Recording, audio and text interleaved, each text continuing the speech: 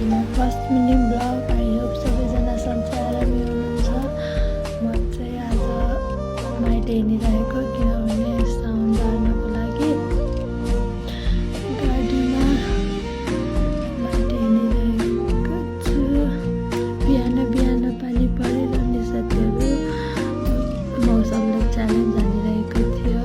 अनि गाडीमा हुँदाखेरि हावाले पनि यति आसार हानेको थियो अनि तपाईँहरूले भिडियोमा देख्न सक्नुहुन्छ।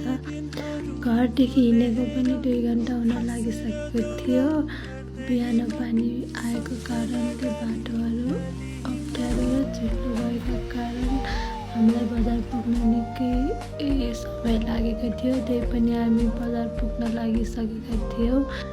बिहान पानी आएको कारणले मौसम पनि राम्रोसँग खुलेको थिएन, बाटो डर लागेको थियो, तपाईँहरूले देख्न सक्नुहुन्छ। अनि दिनरातको पानीले गर्दा गण्डकी पनि कति ठुलो भएको छ।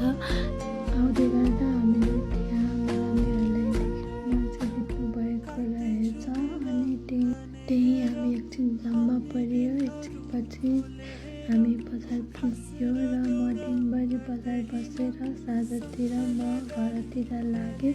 घर गएर एकछिन बसेर फ्रेस भएर म माथि घर आमा र बाबालाई भेट्न भनी माथि घर गएँ। ठुलो उपहार दिन नसकिने आमालाई सानो उपहार दिएँ, मैले सजिलो उपहार दिएँ। तरै पनि आमा खुसी हुनुभयो। अनि म घर आएर तल पसलमा बसेर व्यापार गर्दै पैसाहरू कति भयो कति हिसाब गर्न थालेँ।